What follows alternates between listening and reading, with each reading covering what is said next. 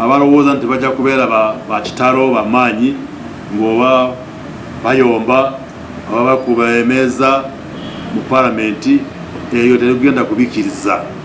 Ebyo byali ebigambo bya minisita w'ebyamawulire n'okulungamya eggwanga Chris Baryomunsi bwe yali ayogerako eri bannamawulire ku lwokubiri lwa ssabbiiti eno ng'alabula ababaka obutagezaako kulemesa nteekateeka y'okuyisa ebbago ly'emmwanyi okuggyawo ekitongole ki Uganda Coffee Development Authority.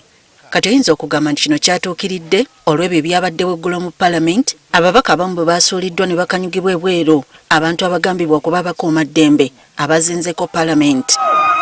Yo mbaka Francis Zaaka wa municipali ya Mityana oyinza okugamba nti kyabadde kirala anti munno wa Clark North Constituency Anthony Akol yamukubye ebikonde mu lutalo lw'okulwanira ekifo.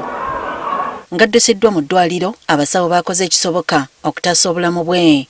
Kati olwayo tuzzeeyo okulaba embeera mwali n'atutegeeza nga bw'ali yaddeyaddeko. Mpulira pain muno mumba ne bakubye ono mumba ne ku matu we bati nene emabega eno naye wakyalinayo obulumi naye amawulire amalungi genfunye mu basawo nti sina internal damages. Ono alutuviiridde ku ntono nga ne bwe yazeetegese obulungi okukekkeza ennyago. Sinabadde nkimanyi era abantu nabagambirawo nti olunaku lwali lwa ngoomi teri byakuteesa kuba nayambadde ovulo yange nga ndi mu muudu yakunga nninza ow'enaalemu yenna aluleeta. Kyokka wadde kyabadde kityo agamba nti tekyamubadde mu bwongo nti abalabe bagenda kuva mu bbo ab'oludda oluvuganya ababadde batakkiriza kuggyawo ekitongole kya mmwanyi. Nabadde sizze kulwana ku lutalo lwa mmwanyi nga nze kulwana n'abopozitioni bannange, nabadde nze kulwanagana n'aba-NRM. Agamba yakozesezza obukkakkamu okusaba munnaamuviire mu kifo kye bwe yabadde ayimusa okwekubira enduulu ku mmundu eyabadde ereeteddwa mu paalamenti.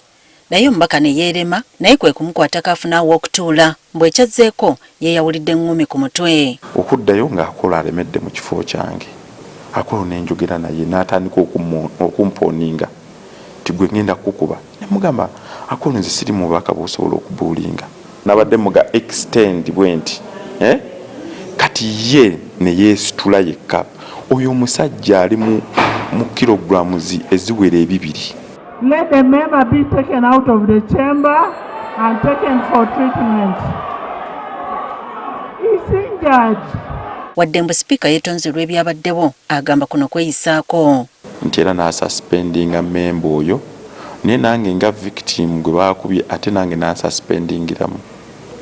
Kiba kyewuunyisa. Zaake agamba nti bino n'ebimutuusibwako baamufuula kyakuttale anti buli mulundi bawuttula ye. Ababaka abakyala bajjako lumu nga baagala kunkuba ne bajja ne bansindikasindikaawo ne bajja tewali kyabakolebwako ne bakyankanya paalamenti ne bagiyiwa naye nze emisango gye gimu we baginteekako ne bagimpaayiriza nze banteeka mu bukiiko. Abamu ababagenderera musosonkereza era ndooza naye kyekimu ku byalina okuyiga okudiiringa nakyo nti oyisookya mu maaso g'abantu abakusoomooza. Mu kiseera kino waakuddukira mu mbuga z'amateeka avunaana omubaka ne yamuwuttudde ebikonde. Tukyatunulira buli muntu ne waba yankoonyeeko bukoonyi kannaswi tumwagala, ne waba nga yansonzeemu mu busonzi tumwagala. Era option zonna oba emitina gyonna tujja gitunulamu omuli n'ogw'okugula omusango ogw'ekibonerezo kyayita private prosecution weba poliisi temunamuggulako kuba tetumanyi oba poliisi egenda muggulako kuba nsuubira poliisi y'oku paalamenti yandibadde yamuyisedde okukola statement. Tugezezzaako okufuna omubaka Anthony Akol naye atubuulira ekyamuviiriddeko okuwuttula munne n'atubula oluvannyuma lw'obutakwata ssimu ye. Susan Nanyanzi, Agafeeyo, ku Spark TV.